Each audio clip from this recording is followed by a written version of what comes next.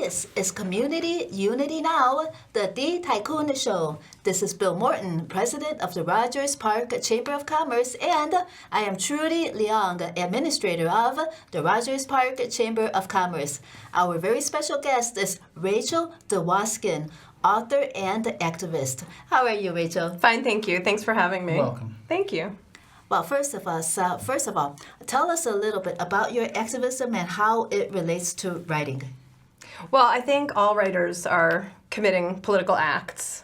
I think every piece of writing has a political opinion or gesture or meaning or question at its core. And so the goal as an artist is to know what meaning you've made. What have you put in the world? What have you asked? What have you said?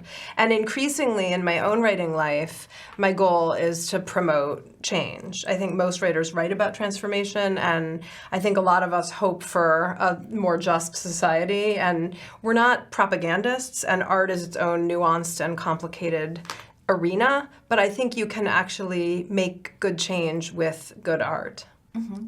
You've taught and then you wrote. So first you wrote and then you taught, or how did the cycle go for you? I've actually always been writing, and I think I got permission to write from my own teachers when I was a kid in the Ann Arbor Public Schools, and from librarians who knew what books to give me. And so I actually spent my 20s in Beijing, where I was neither teaching nor writing. I was acting in a soap opera. But I had a lot of questions after that experience about Beijing and about my own 20s and about the soap opera and about Chinese language. And I used writing as a way to ask those questions. And my own teachers in graduate school, Derek Walcott, the late, great Nobel laureate, and Robert Pinsky, who was the poet laureate at that time, and Rosanna Warren, gave me permission to ask all my questions in writing. And they were also model citizens. So they did a lot of activism themselves. And I was 25, so that's 25 years ago now, and I have been asking my questions through writing ever since. Mm-hmm. Well, Robert Pinsky, was he a mentor of yours? Because he was like editor, or he was always writing in the Paris Review. That's right. Yes, he was my professor. And he also founded the Favorite Poem Project. And he had Americans send in their favorite poems for years and years. And I thought it was a beautiful and democratic and activist-y kind of project. And so I model some of my own work in the world on his. Well, you have a haiku project going on. Tell us a little bit about that. And does that have anything to do with, were you inspired by Robert Pinsky's favorite poem project to do this? I was inspired by his project, and I was inspired by his project to think that poetry could be a communal and civic activity. Basically, I know you two know, and I don't know if your viewers know, that this spring, Illinois announced plans to close 2 of its maximum security prisons, Stateville Prison, where I taught, and Logan Prison, the women's prison. And that would be Governor Pritzker. Governor Pritzker announced that, and in fact, this fall they have closed Stateville, and they've dedicated $900 million to rebuilding the prisons. Almost $1 billion. Almost $1 billion. Of Illinois taxpayer money. Yes. To rebuild a prison? The 2 prisons, yes. The 2 prisons. Logan and Stateville. Into one? No, I think they're renovating both of them. Okay. I'm not 100% sure what the building plans are.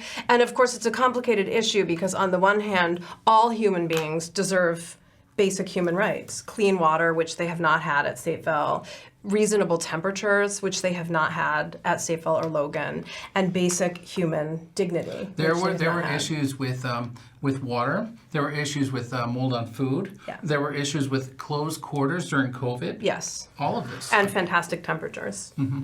But so you want the places in which human beings exist and live to be livable.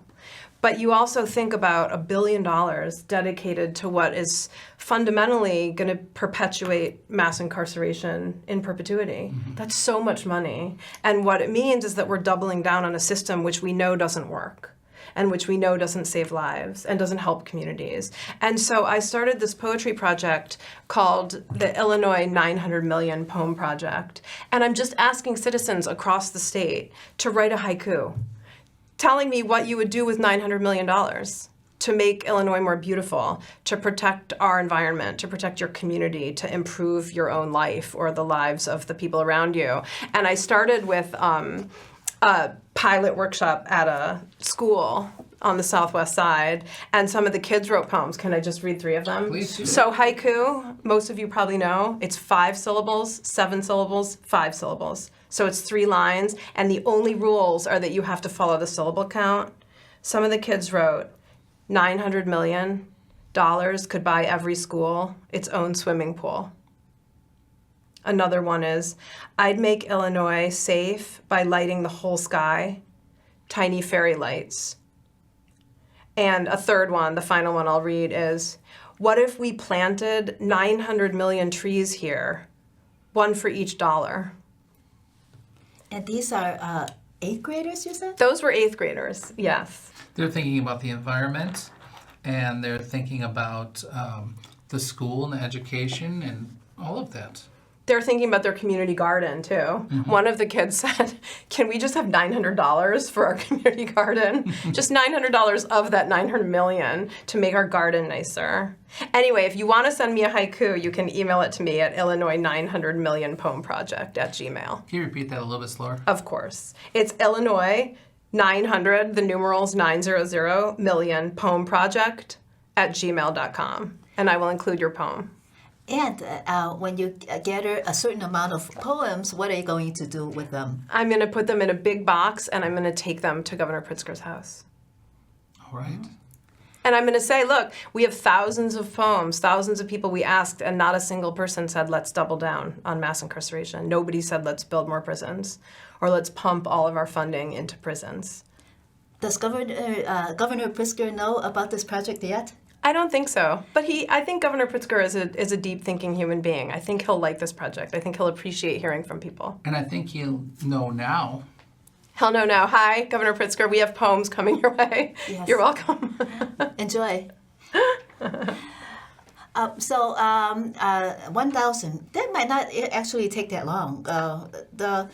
When you work with your students, do they have any difficulty coming up with the work, or do you inspire them and they write really quickly?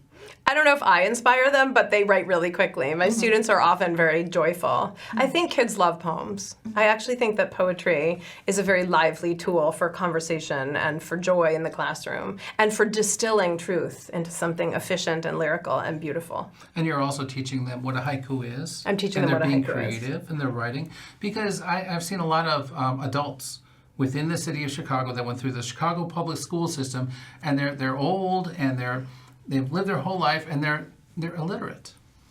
Yeah. They're illiterate. They don't know how to spell, how to write. And I think it's a tragedy. Well, it's a failing of the system.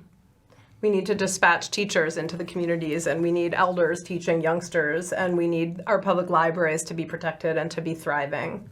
And we need to give people access to the books that will matter to them. And if they can't read yet, we need folks to read to them. Mm-hmm.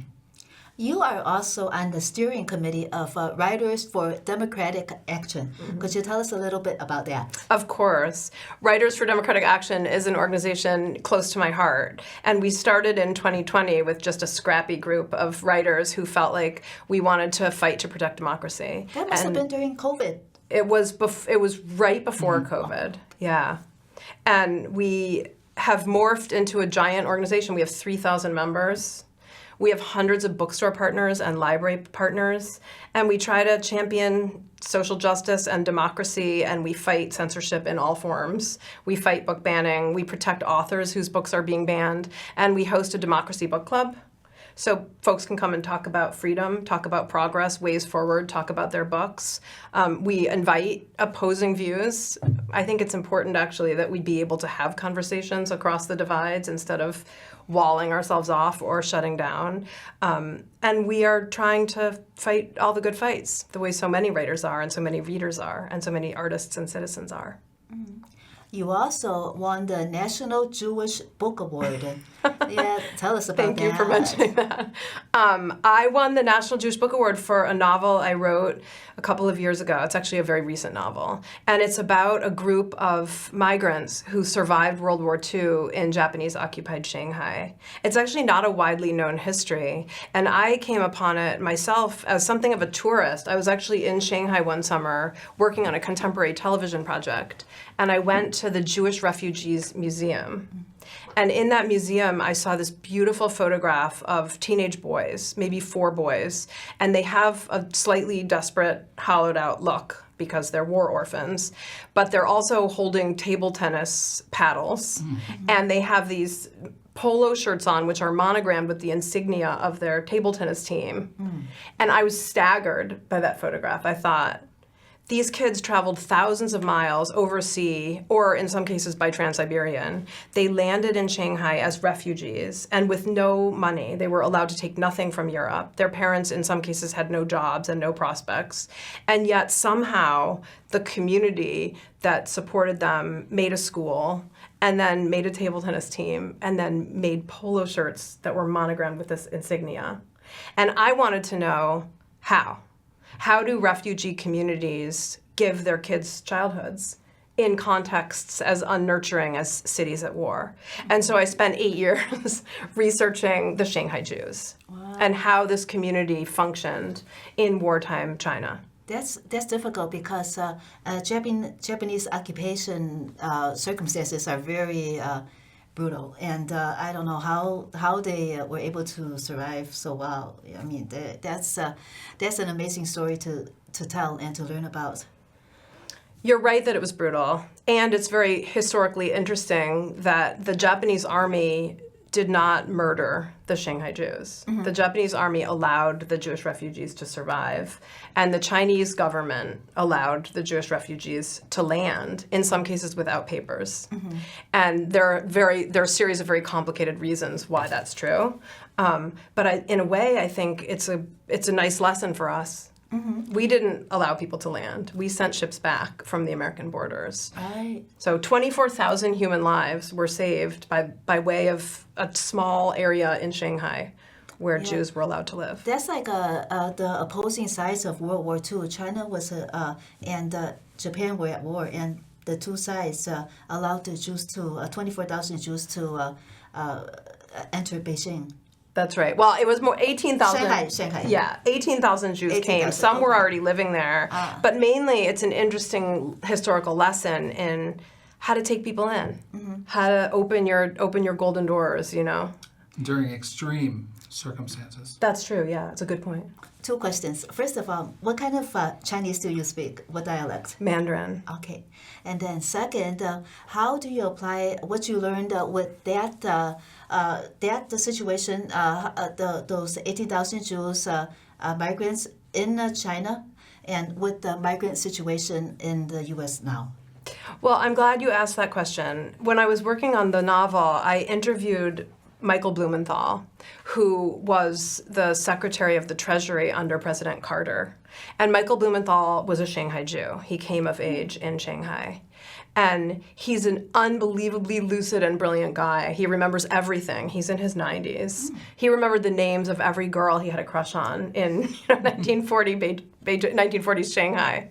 And I invited him to Chicago to give a keynote. And one of the things he said at the keynote was, let people in. Let people land. It was so difficult for him and for his family to find a safe haven, to find somewhere to grow up.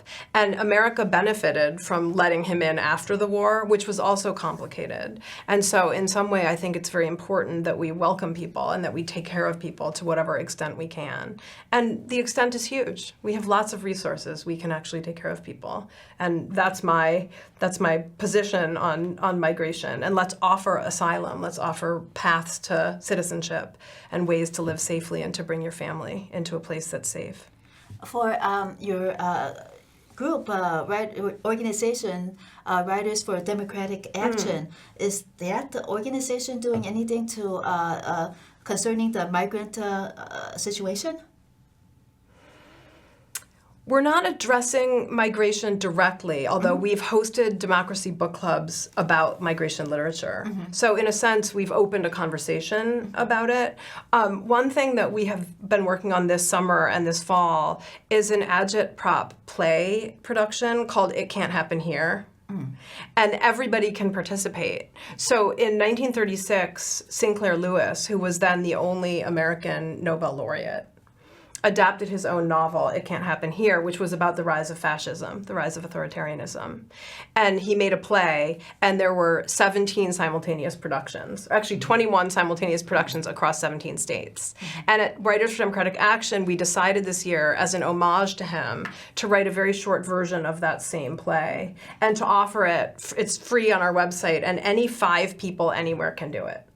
So you just need 4 friends and our script, and it's this democratic kind of chorus. It's a way of raising our voices together.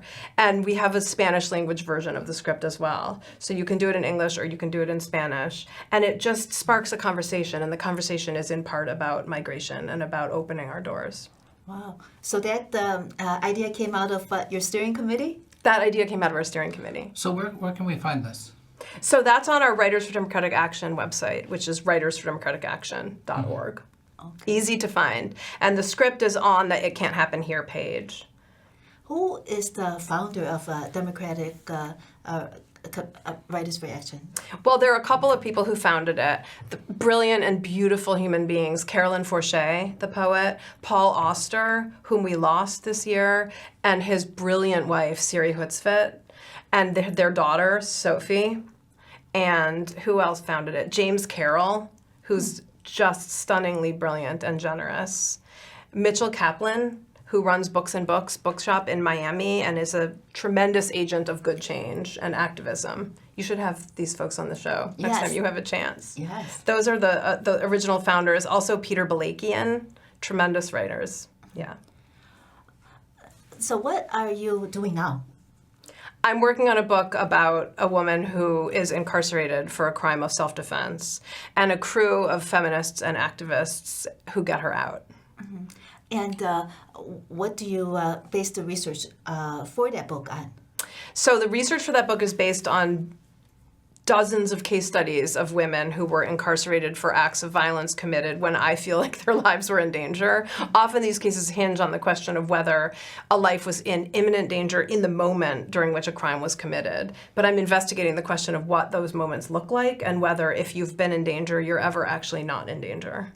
And also what our legal system looks like for women and in general. And I'm thinking deeply about incarceration and liberation, as I think so many of us are, and working for a more humane approach to transforming folks. Could you discuss a little bit about any research projects that you have done? Well, each of my books requires an enormous amount of research. Mm-hmm. And I feel, and I'm always telling my students that everything counts as research. Every conversation, every rabbit hole you go down. I wrote a novel about a girl who loses her eyesight in an accident. And I was thinking about it on my way over here because I drove by the Chicago Lighthouse for the Blind. And I spent 1.5 years studying Braille at the Chicago Lighthouse for the Blind, just down the street from here. And that's a beautiful universe of activists and deeply caring people who are finding practical ways to help those who are visually impaired and finding ways to employ folks who feel like it would be difficult otherwise maybe for them to find perfect jobs.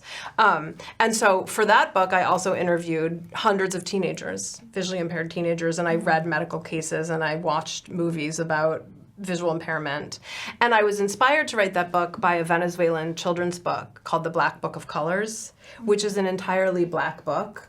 So the images are invisible, but you can feel them. It's about a little kid who is visually impaired and what yellow means to him. You know, it feels like feathers. Black is the feeling of his mom's hair falling on his face at night.